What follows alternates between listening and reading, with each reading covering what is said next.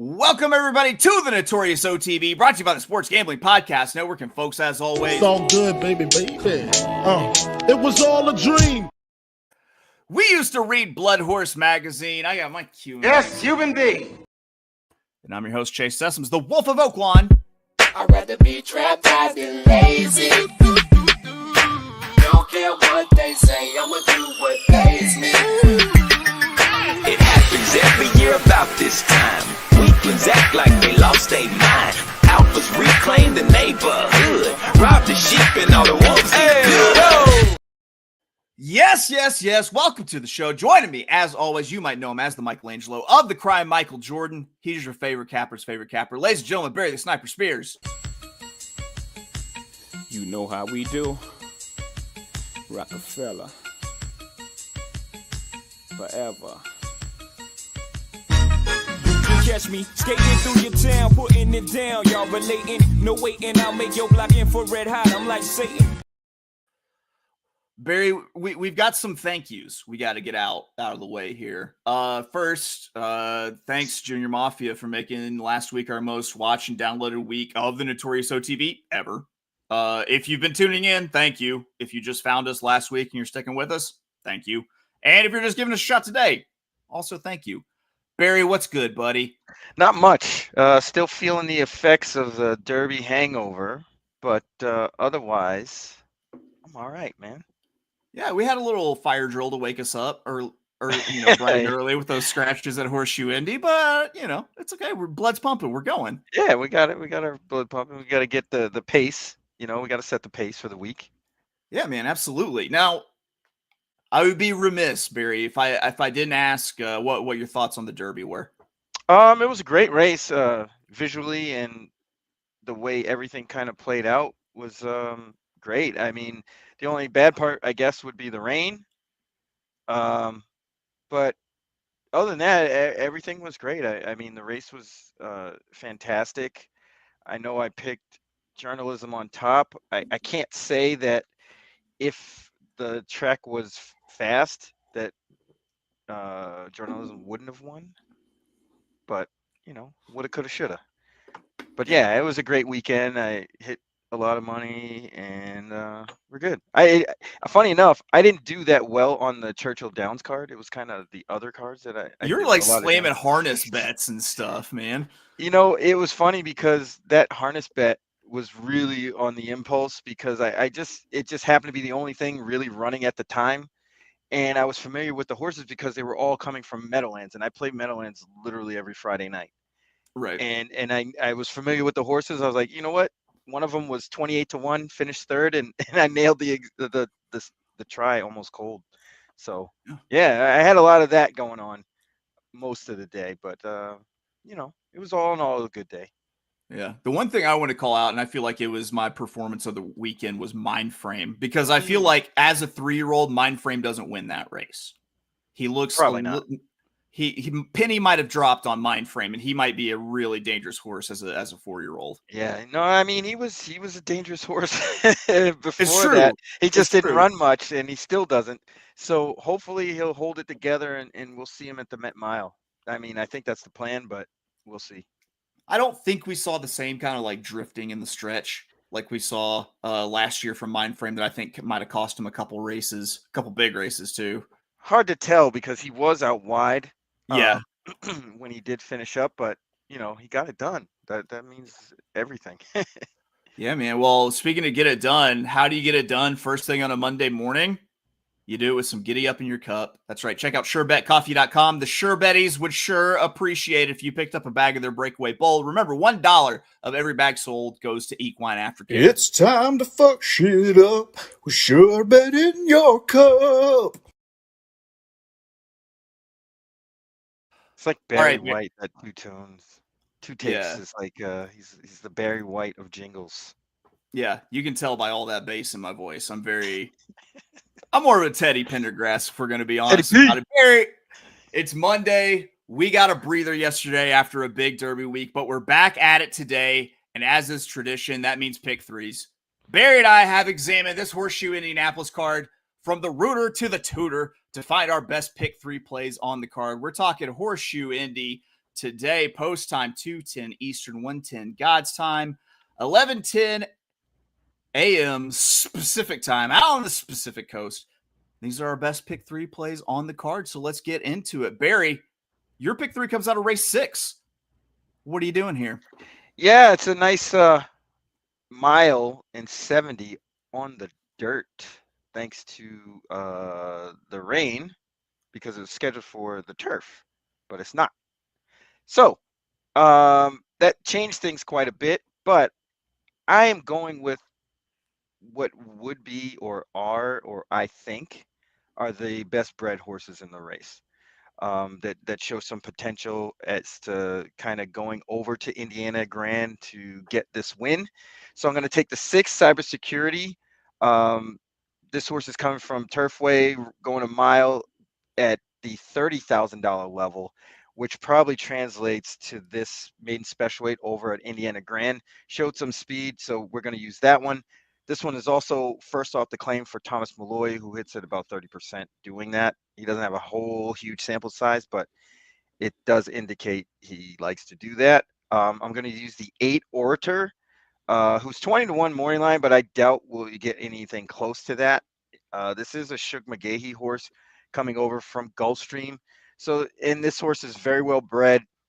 Paid a lot of money for this one, $200,000. Might be able to run a little bit in this kind of spot. So we'll use that one.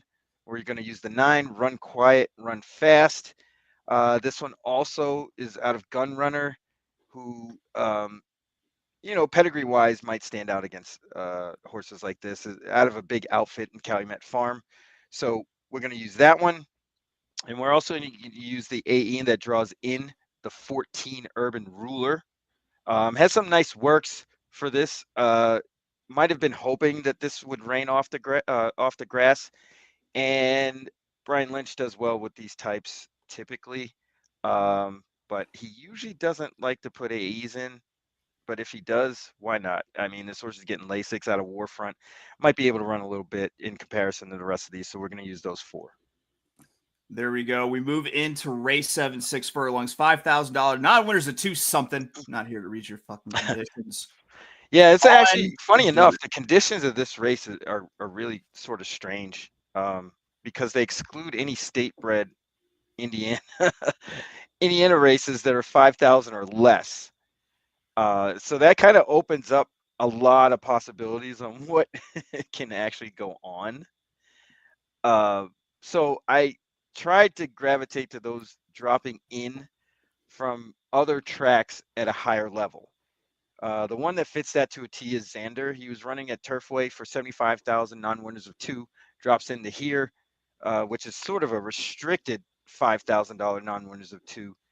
And he might fare well because of the fact that he actually ran a race like this previously at a maiden special weight level and finished 3rd and at Indiana Grand. So that to me tells me enough that this horse might be competitive in this spot. We're going to use the 5, who has been running at this level at the fairgrounds. Switched over to Indiana Grand last time, didn't get the most ideal trip. I think that one merits a better shot than what the morning line suggests. I'm not really sure how to say that name. It's a Codal, right? I think it's a Codal would be right. Yeah. Yeah. So we're going to use the 5. We're also going to use the 8, El Peligro, who's also coming out of a race similar that ran well last time, first off the bench, as is the 9, Silky and Smooth, coming out of the same race, bobbled early, and kind of finished up strong. I actually expect Smooth and Silky to be on the lead and may wire him here. Oh, Smooth and Silky, he says. You know what else is Smooth and Silky?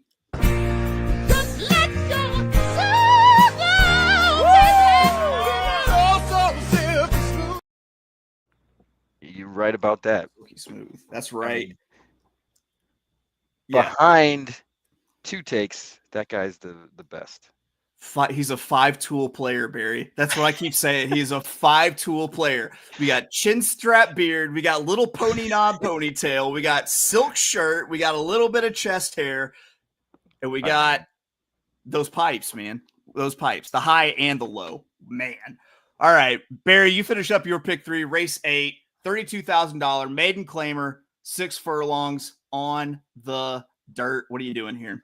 Yeah, this was another event that was rained off the turf, and scratches kind of decimate this one, but I'm going to use the 5 Reimagine just as a more of a class play. This horse has been running in better events at fairgrounds, and even that last one at Hawthorne is a better race than what this would be or is. Getting blinkers for the first time, I think this is the makeover that this horse needed and the class relief that this horse needs. 15-1 on the morning line. I doubt we'll get that based on the scratches and things as such, but probably won't be favored. And I'm going to use also the 10 Red Rose Rockin', second time out, dropping to this level off of run at Turfway Park from a good outfit that this horse might be okay on a wet track or a track with a little bit of moisture. Even if it's fast, it wouldn't really make a difference for me. I would still use this horse anyway. All right. Red Rose Rockin' is how he finishes up his pick 3. Barry, guess what? I've got a pick 3 also, but you know what? It comes from the exact same sequence. It starts in race 6 here. But real quick, just got to say, just because Derby week is done doesn't mean the Triple Crown season is over. Make sure you check out Naira Bets. Get yourself a free $25 bet. Heck, that can be a Preakness bet now. Sign up, deposit, get up to $200 in deposit match bonus. So remember, go check out our friends Naira Bets, promo code SGPN25. All right, Barry, I'm in race 6 here. I was very spread out this race because I thought that this was a great leg to try to beat the favorite in this maiden special weight. Then scratches came out, and I wasn't left with much in this leg. In fact, only one horse remained. Fortunately, I had a couple I could swap in to supplement. My top pick, though, we're gonna definitely agree on here. Look at us. Hey, look at us. Look at us. Huh? Who would have thought? Not me. It's going to be that 8 Order at 20-1. It's another one that answers the question of what's different today, and probably the best trainer in this race was Shug McGahee. He's strong in second starts, and you can kind of draw a line through the last one where there appeared to be some trouble with the bump at the break. Shug's strong in second starts, and we answer the what's different question with the blinks coming off. So that's my top pick there. I'm going to use 3 other horses, including the 6 Cybersecurity, which Barry mentioned. I'm going to use the 9, Run Quiet, Run Fast, because that one's made significant steps forward in the last 2 career starts. And then the first timer, 14, Urban Ruler, 10-1. This also eligible, drawn in for Brian Lynch. Not terrible with firsters. I'm going to say it, not terrible with firsters. So that takes care of race 7 for race 6. We move on to the hump day leg, the middle leg, race 7, 6 furlongs, the $5,000 claimer. I'm getting really cute with the contrarian single here in this leg. Yes, I'm singing. I want to mingle. You want to mingle? Yeah. Now, if you know the show and know me as a handicapper, you could probably guess who it is when I single horses. I'm taking the horses that are going to make their own race, and they're not relying on a pace setup. And I got a burner on the front end that I hope holds, and I think is capable of wiring the field. My single in this race is going to be number 7, Gun Factor for Randy Klopp with Luis Contreras up. Gun Factor comes in off the barn change, off of the layoff to a better trainer who's hitting at 16% this meet. This horse put up a 63 buyer in its last attempt on good dirt at Horseshoe Indy in November, and anything close to that is probably good enough to best this field. Plus, we're dropping in class and have a jockey in Luis Contreras that Klopp pairs well with. Plus, if it comes up wet, Gun Factor got that off-track form. I think they got it marked as good now. Maybe they'll have it worked to fast by then, but if it's good, I really like my chances with the 7 Gun Factor to the hoop, 8-1 as my single. And then we're closing it out, race 5, that $32,000 major claiming on the turf. And Barry, once again. Look at us. Hey, look at us. Look at us. I have a cardinal rule in my personal handicapping. If you get 10 bites of the apple and still haven't won, you are an auto toss. Crazy thing is, a lot of this field are auto tosses. Mm-hmm. I'm rolling with 2 horses that I think have a little bit of pedigree. here and haven't proven that they definitely suck yet. Whereas most of this field has gone out of their way, it seems, to prove that they definitively suck at racing. My top pick is going to be the 10, Red Rose Rocking at 10-1. I just think this one will appreciate the distance here for Funky Bob Medina. And then, of course, the 5, Reimagine. Had 7 bites at the apple, but it's not 10. Literally, I'm using the 2 horses who have not lost 10 times in their career here, which Barry, he did the same thing unconsciously. So, we're good to go here. So that's my pick 3. How it ends up with the 5-10 in race 8. Barry, how do you feel about recapping some picks? I think that's how we do it. Pretty well obligated. Barry, here you go, buddy. All right. So race 6, we got the 6, 8, 9, and 14. Race 7, 2, 5, 8, 9. And race 8, the 5 and 10 for $1.32 to the hoop. Cash it. To the hoop, he says. All right. My ticket's similar except for that middle. That is where this particular path diverges in this particular snowy wood. Race 6, I was the 6, 8, 9, and 14. Race 7, singled to the 7. So let's hit that pass line bet a couple times there. Race 8, Barry and I agree, 5 and 10. Mine is $24. I'm going to press it for 3 since I got that single in the second leg. So that is it. Those are our pick 3s from Monday at Horseshoe. You have any other thoughts from the weekend you want to get out before I say the goodbyes? Yeah, it's a new week. New winners, new week. Let's go. Let's do it. Let's get a little Horseshoe Indy. Let's hope that we got the kind of racing luck where people say we have a horseshoe lodged firmly up our asses. And let's win some pick 3s today. Guys, that's it for us here at the Notorious OTB, brought to you by the Sports Gambling Podcast Network. We'll be back bright and early tomorrow, 9 a.m. Eastern, 8 a.m. God's time. We're going to be talking Parks long shots. Woohoo. Woohoo. And don't forget the Thursday Big Show. We have daughter to most fascinating man on social media, Marty Shapiro, Kaylee Shapiro from Naira Bets, joining us. So make sure you check out that. That's it. We love you. All I got to say now is bye-bye.